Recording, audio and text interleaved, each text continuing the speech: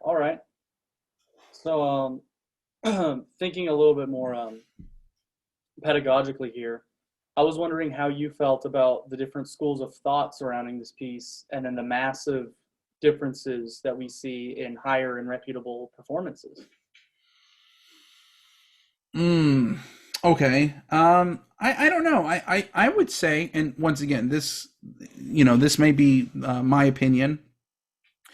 I would say personally, I find that as time has gone on, that I see less and less differences between, uh, like, I guess, different lineages of this piece, and I've had this discussion with other people. I feel like the way saxophone is going, because of YouTube, because of this global of sharing of instruments.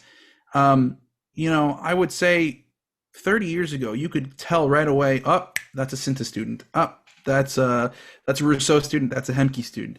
They were very separate in the way that people sounded, the way that people approached the instrument. And I would say that because of YouTube, and then I always talk about this cross pollination of saxophone studios. You have studios who are people that are studying with a Synta teacher, that go studies with a Rousseau teacher, maybe go studies with a Hemke teacher, and you kind of have this collage, this melting pot of styles, and of pedagogy, that we're coming to like this thing where everything's just kind of merging into one.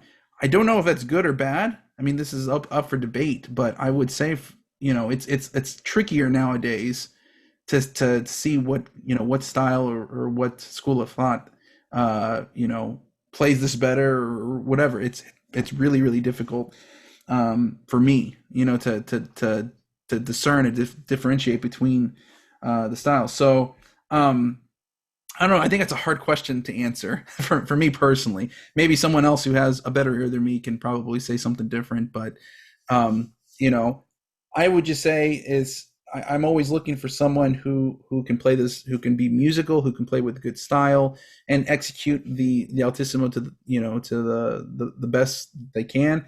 Um, and for me, I think that as long as there's some sort of like good energy in the piece, keeping it exciting, but also playing with like very lyrical qualities. I mean, I think that's what I'm looking for whenever I hear this piece. I'm sure there's other things, that go along, but just a couple of things that come off at the top of my head. So I don't know if that answers your question. So maybe Yeah, a little bit, yeah. yeah, yeah. That's interesting. Having all these different access to all these different recordings is creating, definitely a more homogeneous sound between all of the different saxophone players, I believe. Right. Um, so I was wondering if you have a particular favorite recording of this and what recordings you would recommend a student listen to. Like, would you listen to the more traditional, like Clon de Long version, or maybe a more modern American, like Salvador Flores version? Oh yeah, I mean, okay, so yeah, this once again, this is another difficult question to answer. But if I was a young student, I would listen to as many recordings as you can, just to kind of get an idea of what you like, and what you don't like. Obviously, if you listen to a Marcel Mule, it's going to sound drastically than a modern, recording. I me personally, I always there's something about the John Harrell recording, because it was the first one I listened to, that I love going back to listen to him. And once again, I don't actually, now in hindsight, I don't agree with a lot of the saxophone things he does. And I love me some John Harrell. So, I mean, this is not, a knock towards him. He's just, he plays some things a little bit differently. And once again, maybe was influenced by a little bit by the Marcel Mule recording. And so in my mind, when I'm playing it, I love to do a little bit of what John Harrell's doing, a little bit of what Marcel Mule's doing, maybe a little bit of what Rosher's doing. So there's a lot of great recordings. I mean, Nubui Sagawa is another one that comes to mind, Japanese, recording. The Claude DeLong recordings are great, and he's recorded this, a couple different times, with different orchestras. So that's the other thing. We're getting to the point now where we're having saxophonists record the same piece, professional one, saxophonists, and then not with one orchestra, and then maybe with another one. You see this more in like the violin world, or with like really really big time performers that have the opportunity to re-record a piece. I think Dr. Tim McAllister re-recorded Albright. So I think we're getting to the point where we're seeing people, maybe recorded the piece 10, 15, 20 years ago, and it's like, decides to re-record it, whether it's, or because they artistically have a different musical interpretation or an updated interpretation of the piece. I think that's kind of neat that we're starting to get to that point. But, once again, as far as who do I recommend, it's hard. There's so many good recordings out there. You mentioned Salvador Flores. I mean, I know that you talk about someone who's still in school, who's really, really young, but playing unbelievably well. So it's hard to say. And there's once again so many great. Those of you who are listening, I'm sure some of you guys are one of them. That so many great up and coming saxophone players that are just playing, incredibly at a high level, who are finishing undergrad and a master's, or maybe working towards a doctorate, that can play this piece really, really well and record it. Maybe there's a YouTube recording out there. So who knows? Maybe if you're going to put this podcast on YouTube, maybe you want to ask people in the comments to put their favorite recording or of Ibert. Maybe there's some that I haven't thought about. And I'm sure there's some great. And the other thing is, and once again, we've seen a lot of male saxophone players. There's probably a lot of great female saxophone players that have recorded this piece that should be noted, right? So maybe those who want to share some should comment in the comments in down below. So and honestly, to be truthful, is like I guess where I am in my career, I'm not searching for like the newer recordings of this piece. I'm sure there's some out there, and I also think that we as saxophonists, a lot of us, while I think, and I do this in my own teaching, I really think it's important to not forget the great composers of the past. But I know nowadays we're really focusing on promoting newer composers, new music, people of color, women composers. I think this is great, and I think this is really wonderful. And I think for that reason, me personally, I haven't looked on Apple Music or Spotify to see what's the latest recording of Jacques Ibert's Concertino de Camera. I'm sure there's some great ones out there, and I think there's just so many that it's hard to really say this is the ultimate recording. I don't know. I don't know if there is such a thing. I think there's better recordings than others for sure. And so maybe that could just be a good place for some people that may be looking for one to start with. See what's available on some of these streaming platforms first, and then maybe go to YouTube. I would always say if it's a professional recording, it's going to be on Apple Music, Spotify, Pandora, perhaps. Maybe start there, because there's great recordings on YouTube. Don't get me wrong, but there's also a lot of, because it's open, there's a lot of not unprofessional, maybe just younger recordings of maybe a younger saxophonist that's maybe quite not up to a professional level, but maybe still has a great performance. One performance that Bob Eason, who's a good colleague of mine, he recorded one. I think he was a concerto winner for the University of Houston many years ago. There's one of him playing that's beautiful, but obviously it's not a professional recording. It's I think it's like someone's cell phone who's recording, but it's amazing. It's a really fantastic recording. So hard to say whether it's commercially done, professionally recorded, or is it just a beautiful performance, maybe a live performance that's recorded on YouTube. There's so many out there, and there's a lot of like these competitions that ask for YouTube recordings that they're all out there, and sometimes it's a little hard to search for them, or maybe they're not listed or published, but there's a lot of great recordings out there. So once again, that's a roundabout way of saying I don't have the answer to the best recording. So, and if I left some of my good saxophone colleagues, if I left your recording out, I apologize, because like, once again, there's just so many great recordings of the piece. Yeah. And everybody, please feel free to comment down below. Give me some listening homework. Yeah. Me too. Yeah. So what liberties do you think performers have when approaching a piece like this for the first time? Well, so maybe clarify. Do you mean first time as studying the piece for the first time, like going towards their first performance, or what do you mean by Yeah, so first time? like first, like they're new to the piece, you know what I mean? Uh-huh. Like they're trying to establish what they want to sound like and how they want to interpret things and phrase things different from, maybe the way things have always been done with this piece. Right. Well, one thing that, and this was also, I'm sure other teachers have said something similar to this, but I know Dr. Fred Hemke was really big on not listening to recordings. And this might go contrary to maybe what other people believe, but the reason he was saying is that, recordings can heavily influence the way you perceive music. And so he was really big, and this is a good exercise for those who are really into contemporary music, modern music. You're going to get a piece of music that you have no idea how to interpret, and so you have to start developing your skills on how to look at a sheet of music, internalize it, and kind of come up with your own interpretation. And so I think even with standard works, he was really big on us trying not to do our very best. I know it's hard, not listen to any recordings, so that way you can study the piece, learn, get your fundamentals down, learn the right, the right notes, right rhythms, right articulation, all the things you need to do to put into good performance.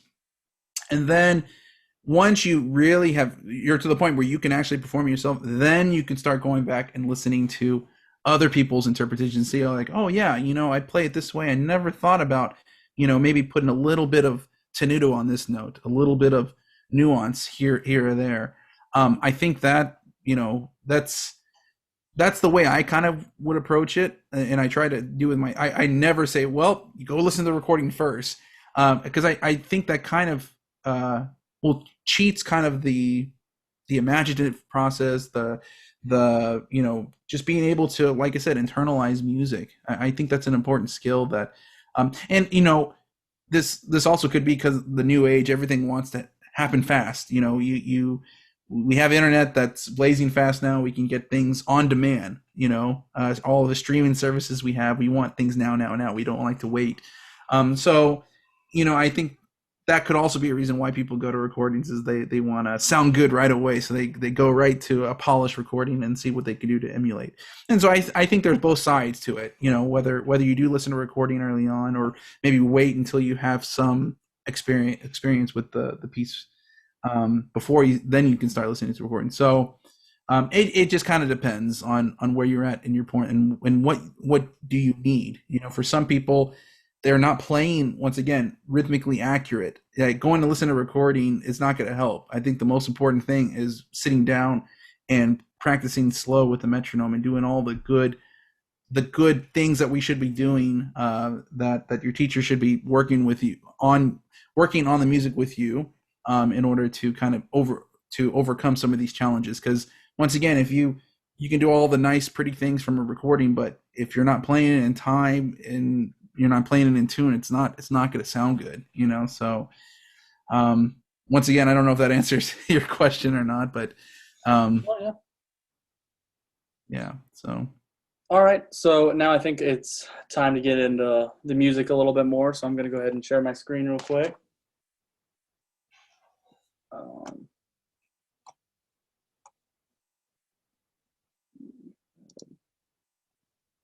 share screen here.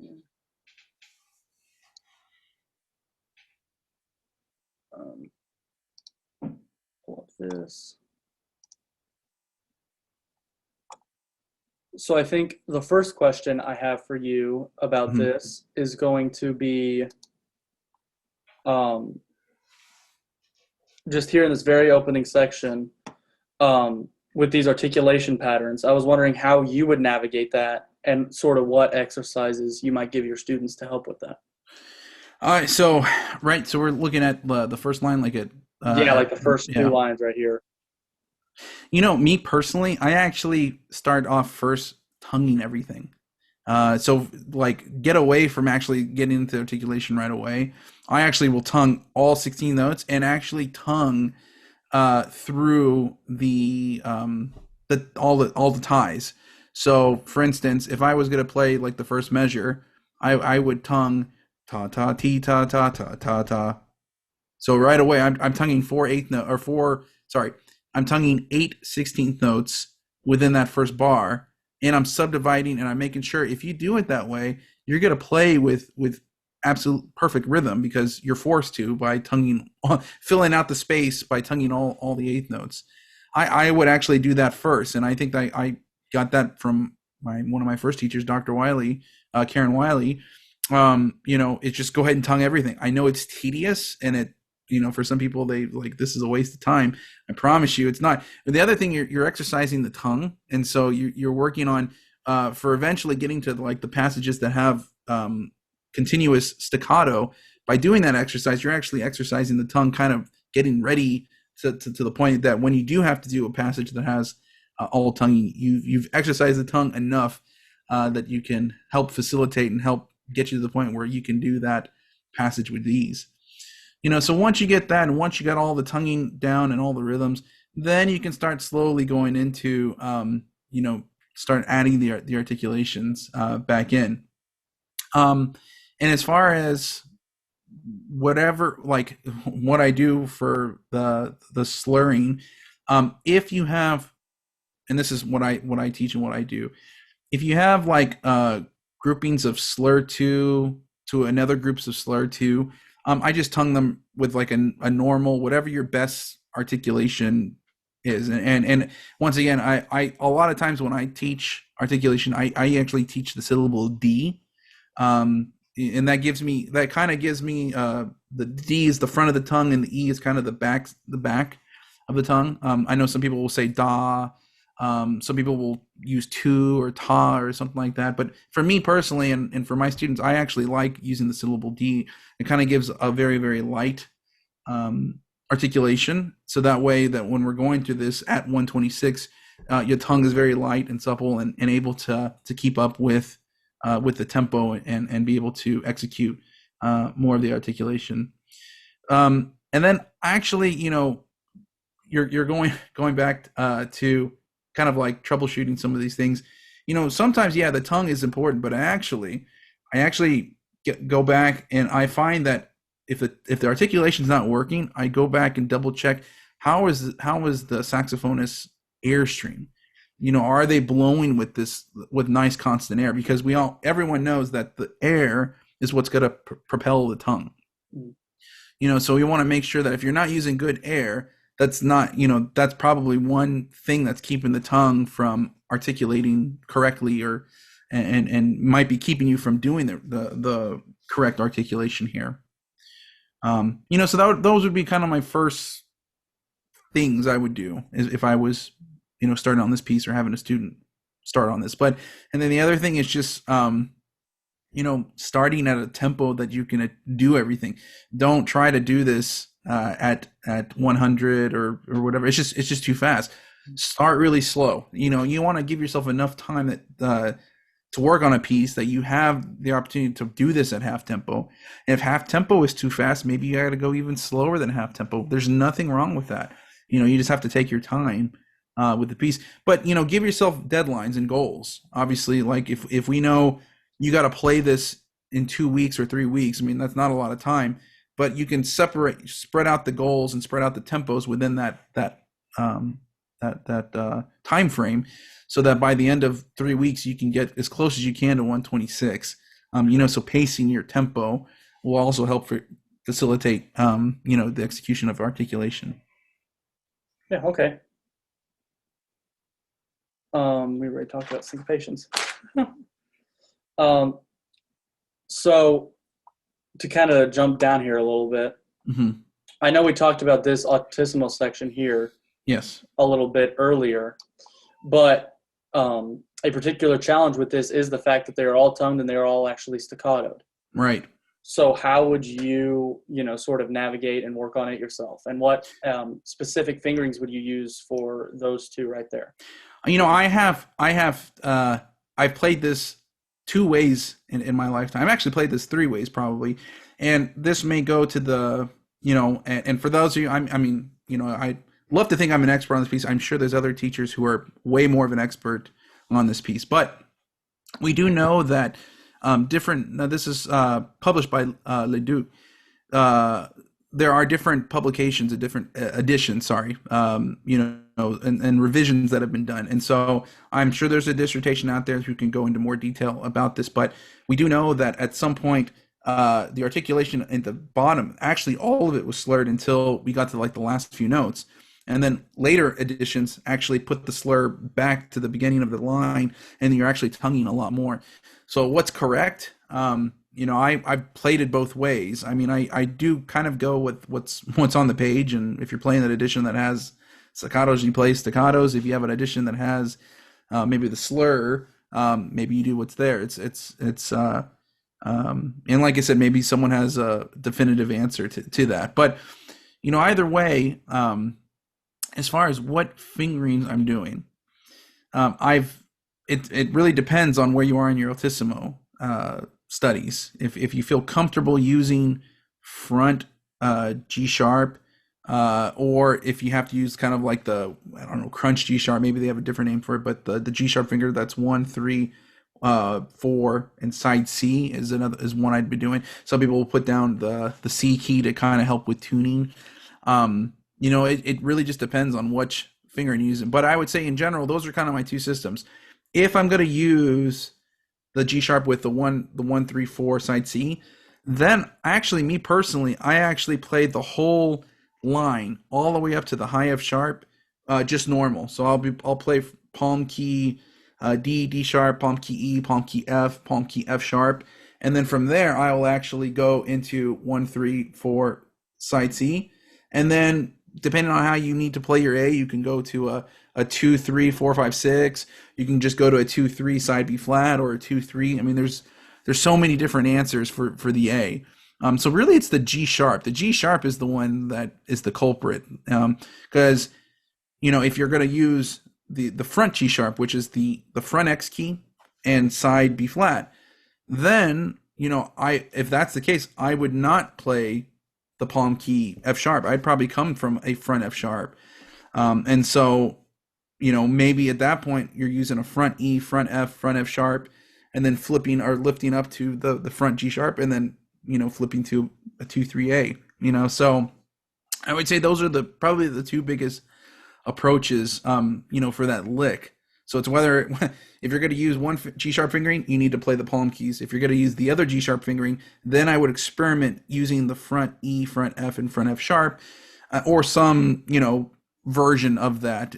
What maybe you don't play front until you get to the high F, because some people the front E is a little stuffy, or the front E doesn't speak as well as like the front F, and it really just depends on where you're at in your altissimo studies. So if you're a younger student, you may do it one way, and that's the other thing. I played this piece as a senior in high school, and then played it again as a senior in college. And by the time I played it as a senior in college, I totally changed the fingers. I think I was using more of the front fingerings. And when I was in high school, I was still a novice at altissimo, and I think I ended up using that 1, 3, 4 side C and then flipping over to A. But there's a lot of professionals that use it, so it doesn't mean it's not a professional fingering. It's just what you feel comfortable with. So I don't know if that answers your question for Yeah. that. Yeah. So then I was wondering, here, let me flip the page. With this style change here at 6, and then all the way down through here, kind of a little after 8, how that's going to change your phrasing from the first page. Oh, I mean, from here, I'm thinking more of like a vocalist for sure. I mean, more lyrical. I mean, you can see the long, if I was a violinist, I mean, just long bows and long phrases. I mean, lots of lush vibrato. And he writes sostenuto at the bottom, so we know that he wants everything more sustained. I mean, there's no staccato whatsoever in this, where we may have had some implied staccato from the end, and also coming from the last lick, the so very, very staccato. Ta ta ta da da da da dee. I actually think the biggest controversy at this of rehearsal 6 is the railroad marks, or the caesura before 6. It's like, how do people interpret that? And I've seen it done a number of ways. Normally the caesura, I mean, they're doing that so that is it a break? Are we breaking the phrase over the double bar line? Um, or does this assure mean that we're just stopping the molto rallentando? So Mhm. I've seen professional recordings put a break in between. I've seen professional recordings that don't put a break in between. I think, and I think early on I actually used to put a break, and I think now I don't anymore.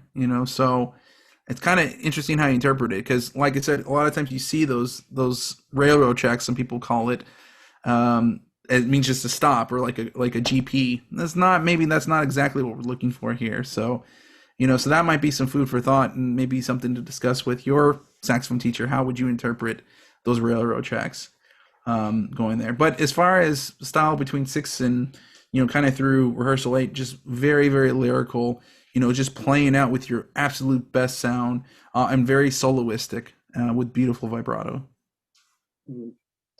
Yeah, you would think, to go back to these road tracks, with that F sharp leading to that G, it wants to go to that G. That's where it wants Of to course. resolve. So if you take a hard pause there, you're not resolving anything. Yeah, but I have heard recordings where that happens. So that's it's just kind of how you interpret the what's on the page, and that goes back to using your best judgment, and then also using what you think sounds good, and maybe to you for sure it doesn't make sense to put a break between that leading tone going into the G, Yeah. right? But maybe for some people who might see it a little differently.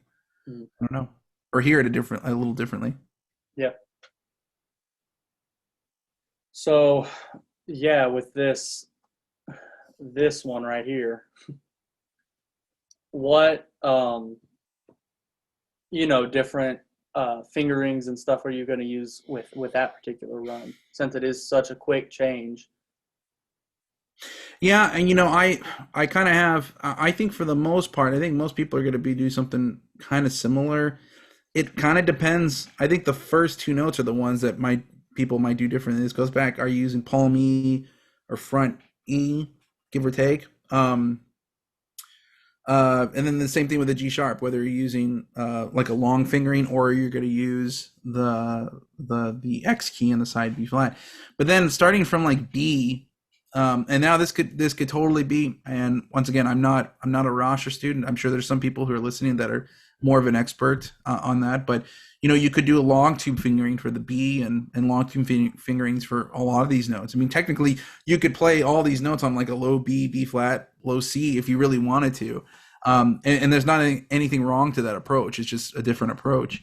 But for me personally, if I was going to play this lick, which is, I would probably do front E, uh, the front G sharp, so the X and side B flat.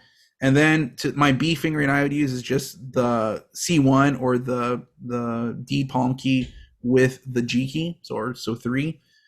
My personal C sharp fingering would be the X key plus four. That you can do it just with X alone usually, but that tends to be a little bit sharp. So I put down the four, which is your F key, just to bring the pitch down, and then from there you can lift up to like the X by itself, and that should be kind of quote unquote a high D fingering. And then for the high F fingering, I mean, I back in the day I would just use kind of like one that's published in many books, which is like the long fingering, the 1 3 4 6. You can use the D sharp key, or vent the D sharp if you need to. That's kind of my go-to fingerings. And if for those of you on YouTube, if you have other fingerings you want to recommend for that lick, put them in the comments below. I'd love to get some more variations on it. But um, I think regardless of what fingering you use, it's just a difficult lick. And I would say for those of you who are studying, who are thinking about attempting it, just think about what fingerings make sense at that tempo. Because if you're going from long fingerings to long fingerings to long fingerings, sometimes you tend to fall behind as far as the tempo goes. So you need to find fingerings that feel comfortable, that are going to allow you to do that at such a quick tempo. But like I said, maybe it's not a big deal, for some of you guys, or girls out there. So, um, yeah. So that's my take. Not a great take, but that's what I would do.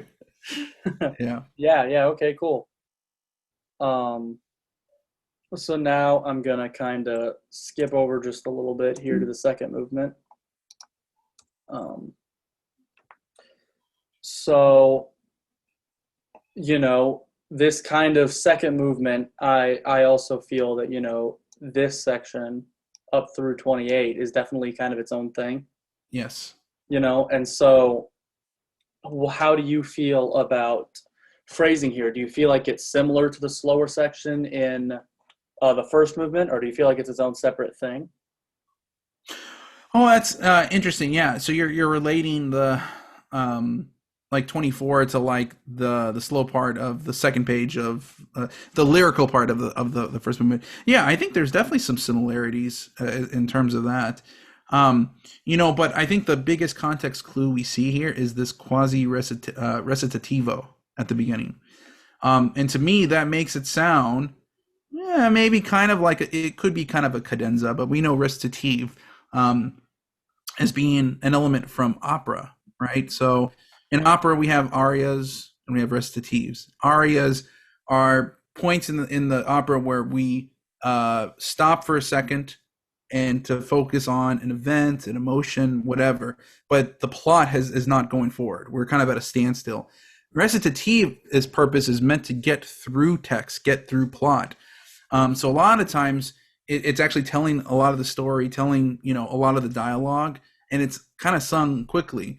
But obviously here in this context, I mean, it's obviously a slow recitative here. I always think of like the recitative in the Doll Concerto. That's like the most recitative, but there's also other ones throughout throughout our literature, the saxophone literature. But to me, I interpret the first two lines of this, the opening through rehearsal 24, as being very open and being kind of free. I mean, it's unaccompanied. So there's no orchestra. There's no, if you're playing the piano reduction, there's no piano until 24. So you have a lot of liberty of what you can do, and what you can't do. I've seen people really take a lot of time in the first two bars, maybe really thinking those as almost like fermatas.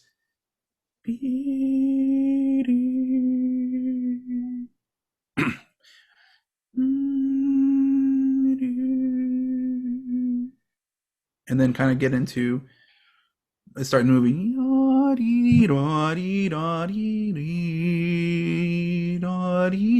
and so forth. But I've also seen interpretations where it's a lot quicker than that.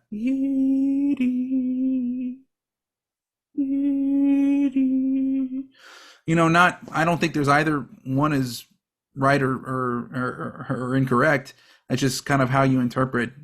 I'm probably somewhere towards the first one, I would say, for me personally. But like I said, I'm open. And that's one thing. That's what makes me a great teacher or a horrible teacher is that I'm actually very open to different interpretations. There's some teachers that are like, nope, you must play it this way. I think that music can be played 100 different ways. And that's the thing. Like going back to the beginning, or you kind of brought up listening to a recording and finding your own interpretation, is you have to figure out what works for you. Maybe what I play might be slightly different than what one of my students play. And I always love when a student plays something slightly different or even in contrary to what I think, because once again, it's like I don't have the definitive answer, and I don't think anyone does. Maybe Ibert and maybe Roscher might have the only two people out there, but everything else afterwards, I mean, it's slight variations on things that have come before. So yeah, I would say a little bit more free with the first two lines, and then 24 through 26. Obviously, you can think about a callback to that first movement. I think but once again, it's just playing with your absolute best sound. Very, very beautiful, very lyrical style here. Excellent tuning, excellent intonation, and then also good tone and good timbre on the really high notes and the lower notes. You go from like low C sharp all the way up to the high E as being kind of like the regular range, and then obviously at 25 we have the infamous lick going up to the high E. But because it's slower, I've definitely seen more people do this one in performance. It's a little bit more manageable than I think the high F in the first movement. So that's something. Once again, I personally don't play it up there as much. I have, but I probably play it down a little bit for me. But that doesn't mean it's right or wrong. I mean, obviously, it's written there as an ad lib up the octave. So if you feel comfortable that you can do it, go for it. I mean, you may just make it sound beautiful. Obviously, you have to balance it to the piano or the orchestra, whatever's going on at that particular spot. Mhm. So, Yeah, so then the style kind of changes here at 28, and we kind of launch into that quasi third movement, type. mhm. And so this next question is kind of similar to the last one in that does it remind you also of the first movement, or would you not think of it in relation to, but as its own thing?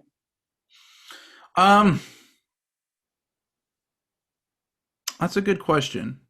I I would say it's probably. I'm sure some people could counter this and say that yeah, that they are related. I would say that maybe it is a little different to the point where it's similar in the fact that it's a quick movement and it's a little bit faster than the opening movement. Um, but me personally, I treat it different. I don't think of it as being the same as the first movement. But I'm sure there's some theorist out there that might be like, nope, there is some similarities. I'm sure.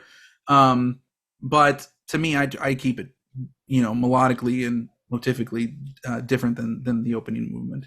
Mhm. Okay. And then my next question goes sort of here to this cadenza, and I was kind of wondering about your approach to this cadenza, and how would you think about it? Yeah, so once again, there are some interesting recordings out there of how to play this cadenza, what to do about this cadenza. If you listen to like a Marcel Mule, I think he ends up playing something very similar to the ad lib, uh, on the third line, the line before the 41. He never really goes past the high F. As a modern day saxophonist, I think it's really important to get here to get some of these altissimo notes out. And whether you can get up to the high F or not, so let me back up a little bit. So starting at 40, I kind of play that as is. I'm playing all of line 40, rehearsal 40. I'll play that as normal. The next line, we have these little markings that some people interpret as slap tongue. Whether or not that was what he intended or not, or for, obviously there should be some sort of difference between the lower eighth notes versus the upper eighth notes.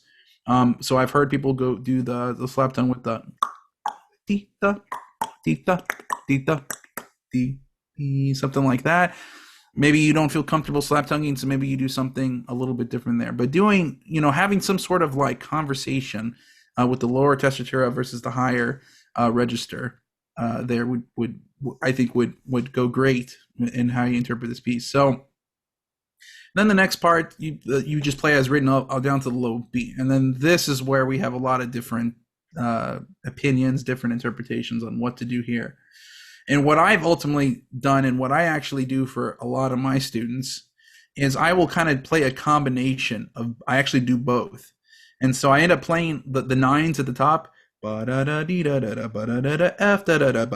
A flat, D. And then from there, I actually play a run all the way down to low B again. So in other words, it's like if you look at the 10 tuplet, the 10 lit there, Yeah. if you play that in reverse, so if you were starting from the high D and work your way down, D da da da da da da da bomb, it's basically what I do to connect the top line to that the low B. So once again, I'll do the nines, and I'll use that lick getting down to low B, and then I'll play the 10 lit up to the high F. Play whatever altissimo you can. Usually I've done G, B, C sharp, D. You can, if you do the D, up to at least a D for like a younger saxophonist. I think that sounds musically and harmonically good in this situation. But if you feel like you can go up to, the two extra notes to the high E and high F, which more advanced saxophonists should have no problem with in this day and age, do it. But if you're a younger one, maybe up through the high D, I think is fine.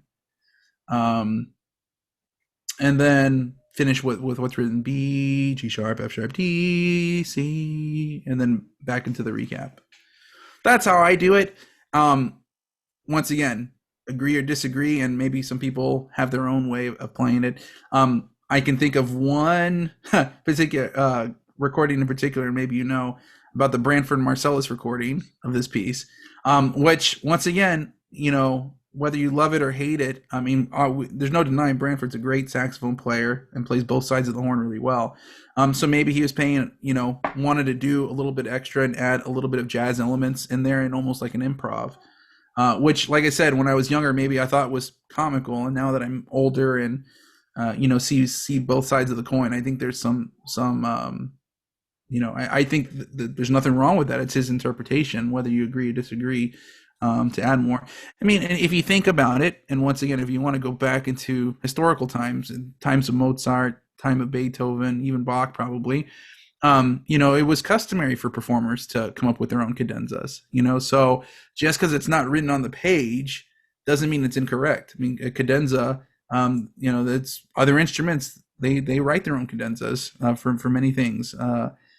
You can buy cadenzas. I mean, that's also a market out there for that. I know oboists who will go and buy this person's version of this. Hey, we just in recently, the most recent publications of the Glazunov concerto, we're starting to see different cadenzas, right?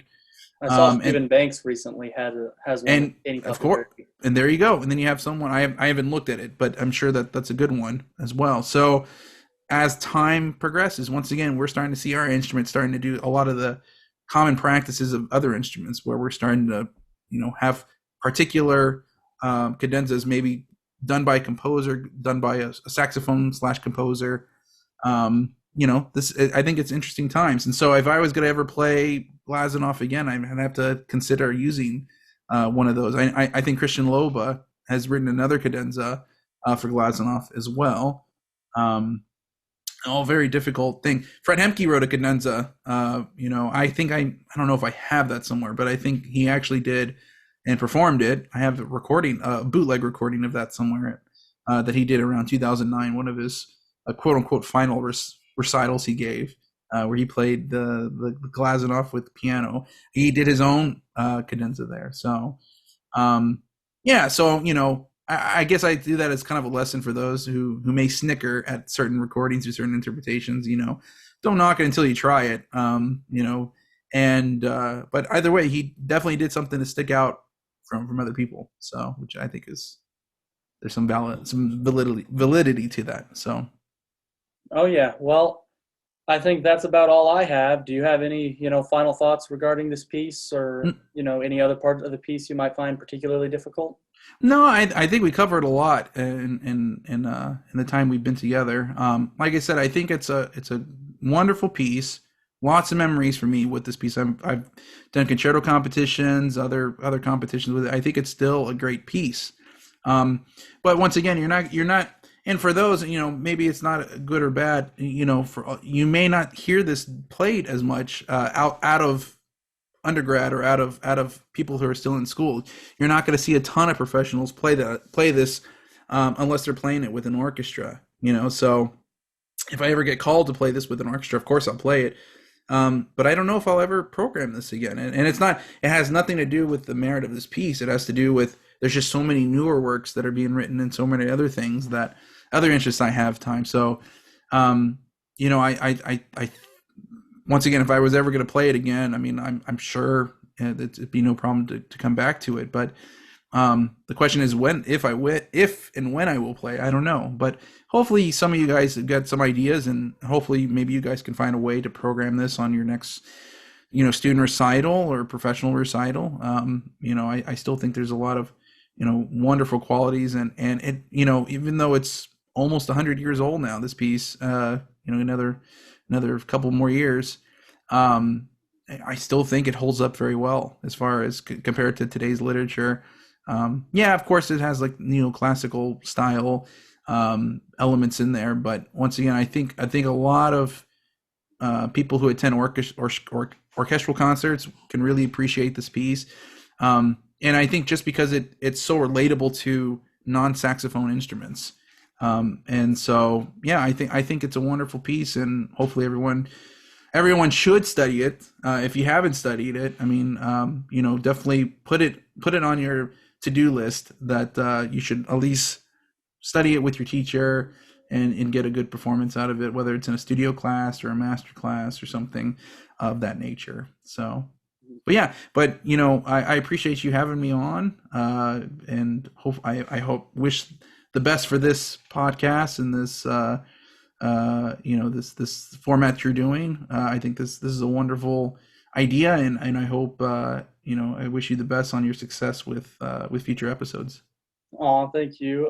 Thanks for joining me and helping me get this project started. And I hope you have a great summer, and I'll talk to you soon. Sounds good. Yeah, take care. Thanks.